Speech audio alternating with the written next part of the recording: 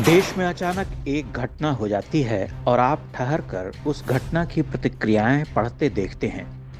2-3 दिनों तक उन प्रतिक्रियाओं को पढ़ने देखने के बाद आप मूक हो जाते हैं, लगभग जड़, ठगा हुआ महसूस करते हैं। आप अनुभव करते हैं कि पिछले 100 वर्षों में कुछ नहीं बदला। मजहब के नाम पर देश बट गया, स्थिति जस की तस रह गई। आप लाख भाईचारा, गंगा जमनी तहजीब और सदियों से साथ रहने के तराने गाते सुनाते रहें। वह एक झटके में सिद्ध करते हैं कि तराने वराने सुनने सुनाने की चीजें हैं, वास्तविक जीवन और उसकी कसौटियों पर उनका कोई अर्थ नहीं है। उनकी प्राथमिकताएं सर्वथा भिन्न हैं, उनके विचार स्पष्ट हैं। जो आपके लिए शैतान का प्रतिरूप है, वह उसका हीरो है, अनिवार्य रूप से है। वह शैतान आपके सामने नग्न विद्रूप खड़ा होता है, लेकिन दूसरा पक्ष कहता है कि बड़ा अन्याय हुआ, वह हमारा हीरो था। गलत करें और का मार के तो वक्त बताए, आज नहीं 5 साल के बाद जब योगी बाबा जाएंगे ना तो वक्त बताएगा। मैं कांग्रेस का वार्ड नंबर 43 से पार्षद प्रत्याशी हूं और मैं ये मांग करता हूं कि अतीक अहमद को भारत रत्न दिया जाए। यह एक अनुभूत सत्य है जिसकी अनगिनत अनुभूतियां हमें हो चुकी हैं। कश्मीर से कन्याकुमारी तक यही पैटर्न है। पिछली कई शतियों का यही इतिहास है और वर्तमान भी यही है। कितना ही बड़ा अपराधी, माफिया, पाकिस्तानी एजेंट, मजहबी उन्मादी, हत्यारा, लुटेरा क्यों न हो, अंततः उनका नायक होता है। फिर आप कल्पना करते हैं कि वह औरंगजेब, खिलजी, तुगलक और टीपू पर स्वस्थ आलोचनात्मक दृष्टि से विचार करेगा और कहेगा कि मैं मानता हूं ये सभी मजहबी शैतान थे जिन्होंने हिंदू सभ्यता को बहुत घाव दिए, इतिहास में उन्हें गलत तरीके से उठाया गया। नहीं, यह असंभव है। असंभव इसलिए है कि कोई अतीक और मुख्तार आज उसका नायक है।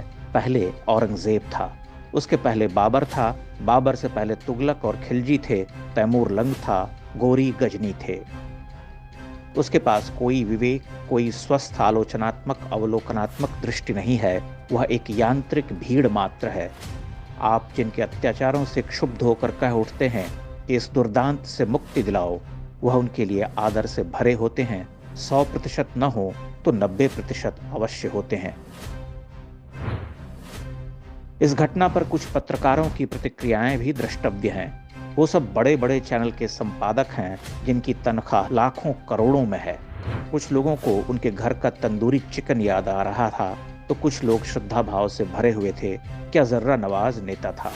ये प्रतिक्रियाएं सामान्य हैं। उत्तर प्रदेश के चुनाव हो रहे थे और हमने सोचा कि एक सीरीज होनी चाहिए। इनमें से 2 महाशय को मैं मिला। एक थे मुख्तार अंसारी, जो मुझे लगता है उस समय इंडिपेंडेंट लड़ रहे थे और 96 में अतीक अहमद समाजवादी पार्टी से जुड़ गए थे। दोनों ने मुझे बहुत एक अच्छा डिनर खिलाया। जब भी आप उनसे मिलते हैं तो उनकी जो तस्वीर जो आपके मन में है और जो असलियत उनकी होती है बिल्कुल अलग है। But very good tandoori chicken.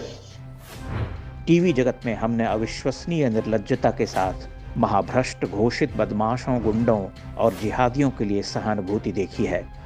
Bharat का संघर्ष साधारण नहीं है। ये प्रतिक्रियाएं आपको हताश करती हैं, लेकिन कुछ संतोष भी होता है कि प्रतिपक्ष तैयार हो रहा जो उसकी ही भाषा में बातें करना सीख गया है। लोकतंत्र को हत्यारों, माफियाओं, खानदानी शोहदों की लंगोट समझने वालों को समाप्त हो जाना चाहिए।